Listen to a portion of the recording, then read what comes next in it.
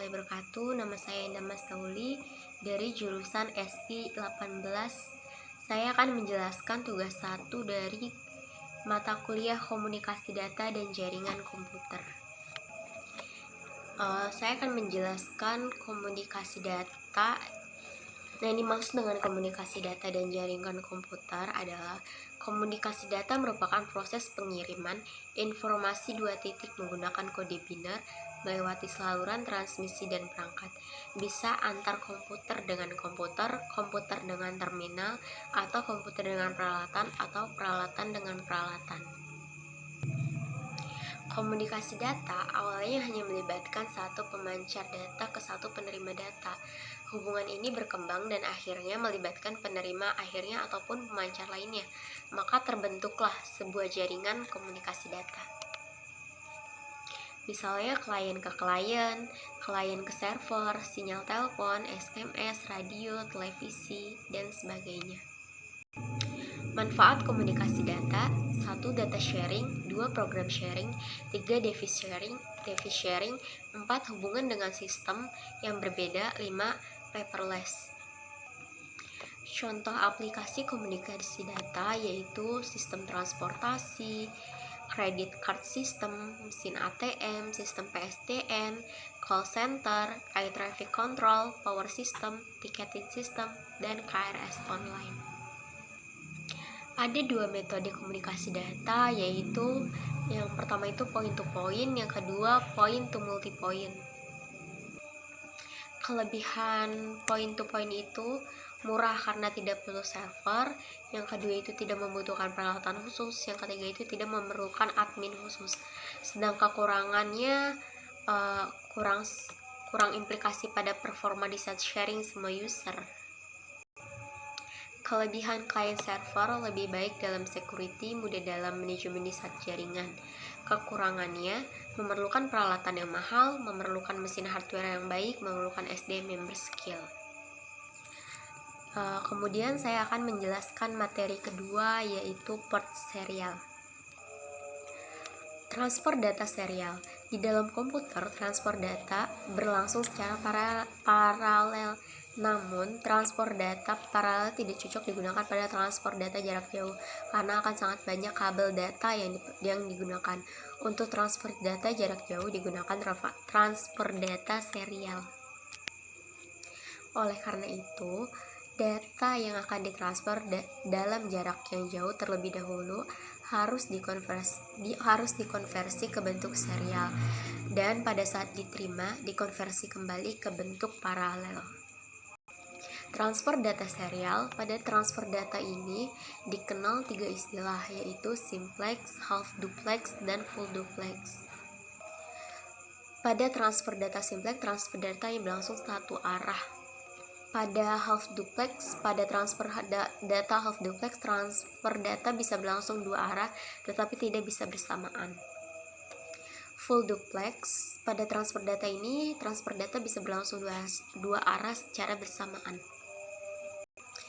Sedang sinkron dan asinkronnya data serial dapat ditransfer secara keduanya. UART digunakan untuk transfer data serial asinkron. Sama seperti UART antara lain berfungsi sebagai sinyal paralel menjadi serial pada saat pengiriman dan dari serial menjadi paralel pada saat penerimaan data. Line status register. Sebelum data serial dikirim atau diterima, terlebih dahulu perlu diketahui istilah line status register. Line status register berisi informasi tentang keadaan, kesalahan, serta kondisi pengirim dan penerima.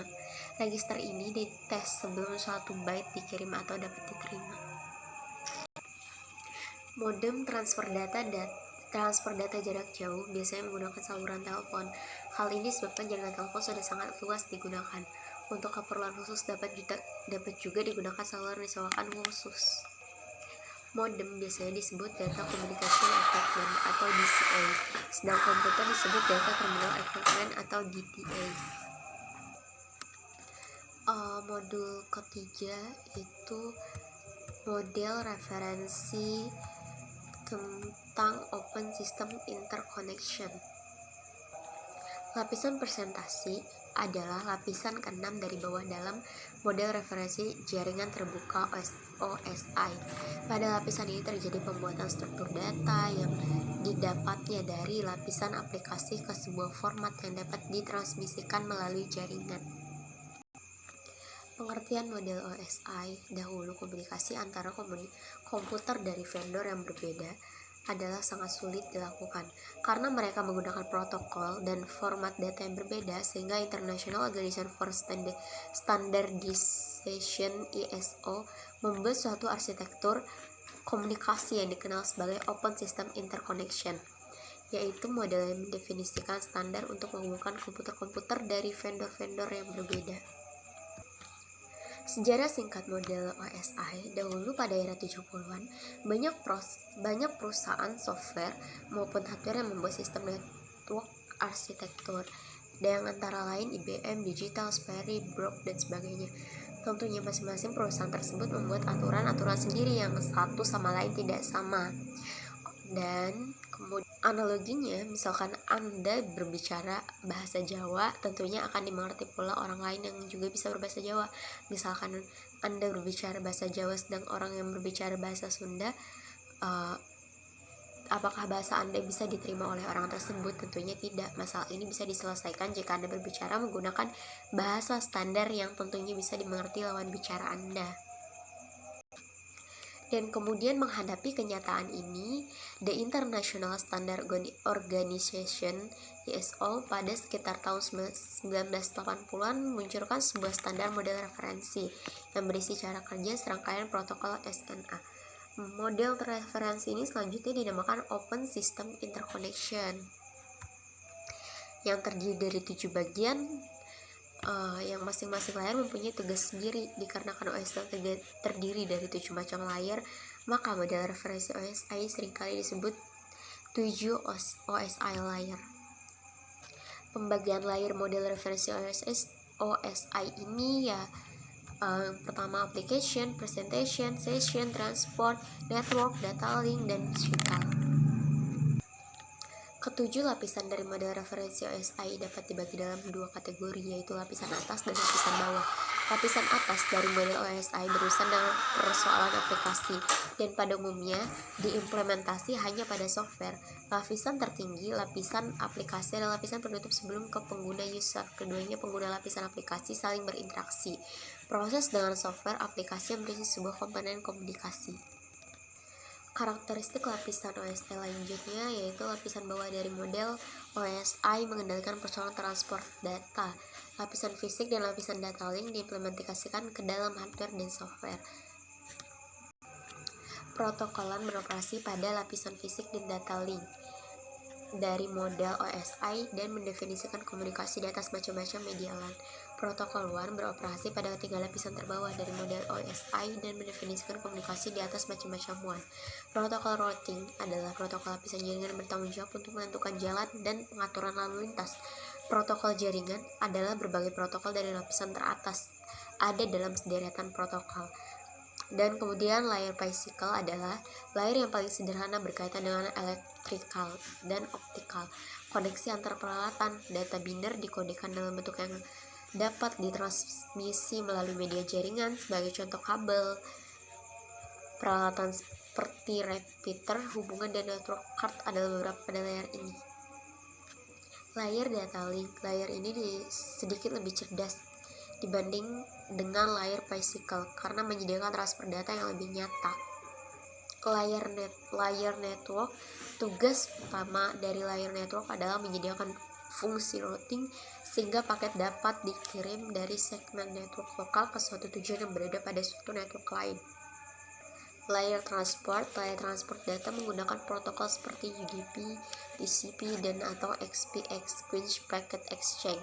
Yang satu ini digunakan oleh network, tetapi khusus untuk koneksi berorientasi IPX. Layer transport adalah pusat dari mode OSI. Layer ini menyediakan transport yang reliable dan transparan antara kedua titik akhir. Layer ini juga menyediakan multiplexing, kendali aliran dan pemeriksaan error serta memperbaikinya. Layer session adalah sesuai dengan namanya, sering disalah artikan sebagai prosedur login pada network dan berkaitan dengan keamanan. Layer ini menyediakan layanan kedua layer di atasnya, melakukan koordinasi komunikasi antara entity layer yang diwakilinya. Yang terakhir itu layer application. Layer ini adalah yang paling cerdas. Gateway berada pada layer ini. Gateway melakukan pekerjaan yang sama seperti sebuah router, tetapi ada perbedaan di antara mereka.